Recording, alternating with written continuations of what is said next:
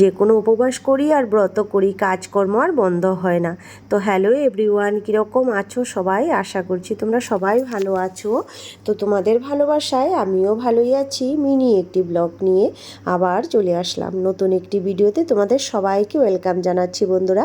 আশা করছি ভিডিওটা তোমরা দেখবে, আর যদি তোমাদের ভালো লেগে থাকে অবশ্যই একটা লাইক, কমেন্ট, শেয়ার, ফলো করিয়ে দিও। তো ভিডিওটা ছিল কালকে সোমবার দিনটা, শিবরাত্রির দিনটা কিভাবে কি করলাম না করলাম সেটাই তোমাদের সাথে একটু শেয়ার করলাম। তো দেখো বন্ধুরা, আমি কালকেই ব্রতটা করেছি, সোমবার দিন শিবরাত্রির ব্রতটা। তো রবিবারেও চতুর্দশী ছিল, অনেকে রবিবারেও জল ঢেলেছে, শিবরাত্রি ব্রত করেছে। তো আমি সোমবার দিনই করলাম ব্রতটা। তো সারাদিন উপবাস থাকবো, রাতে সাবু কলা এগুলো খাবো। মানে সোমবার দিনটা আমি আর শিবরাত্রির দিনটা আর কি অন্ন খাবো না ওদিন।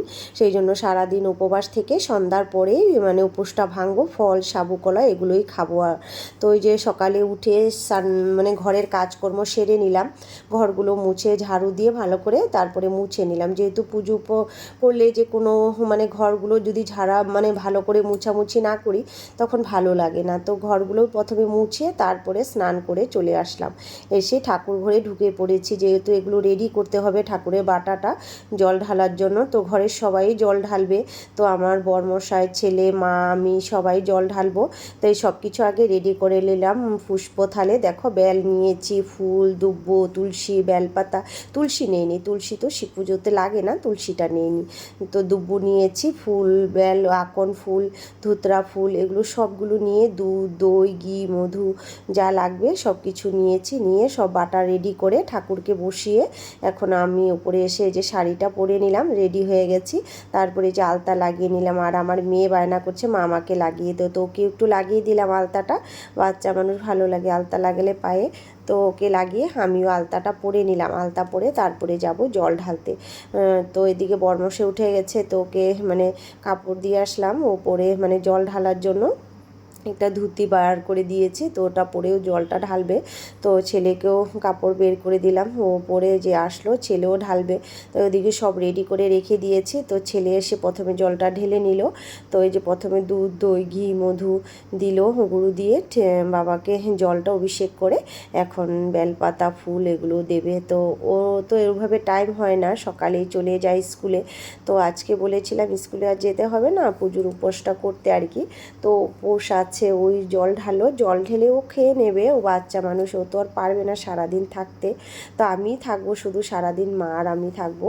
তো এদিকে ও ঢালার পরে বরমশাই এসে গেছে, তো ওকে দিয়ে ঢালিয়ে নিলাম।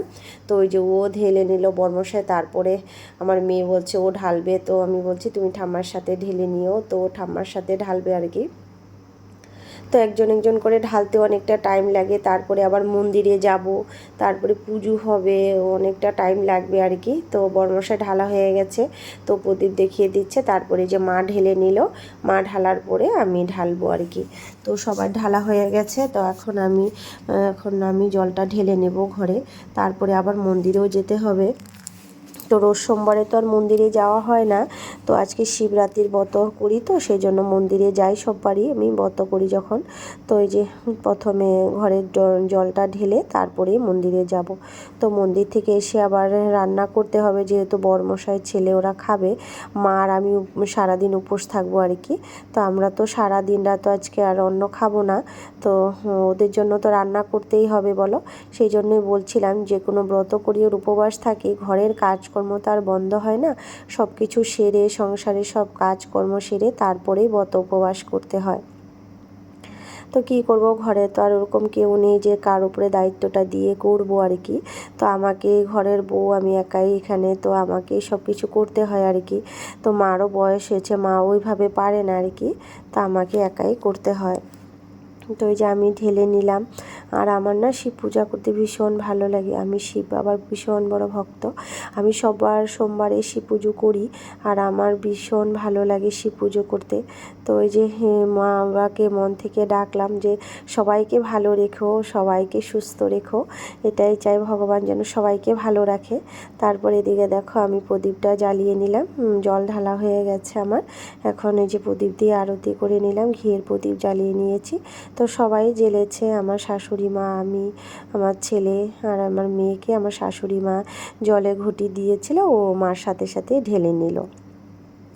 তো এদিকে পূজা কমপ্লিট করে তারপরে আবার মন্দির থেকে এসে ঠাকুরের বাটা রেডি করে আবারও যেতে হবে মন্দিরে, পুজো হবে।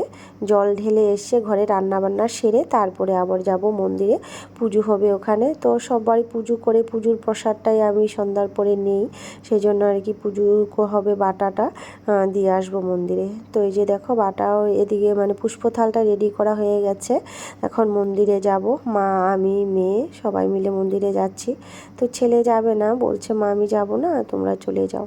তো ওকে হেসে ভাত বানিয়ে দেব, তো খাবে।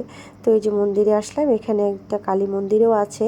তো মার এখানে একটু ধূপকাঠি ফুল দিয়ে দিলাম, মার এখানে ধূপকাঠিটা জ্বালিয়ে প্রণাম করে নিলাম।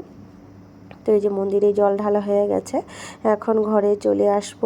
এসে তারপরে যে রান্না বান্না সেরে আবার মন্দিরে চলে গিয়েছিলাম, পুজো হয়েছিল। দিনটা এইভাবেই কাটালাম বন্ধুরা, সবাইকে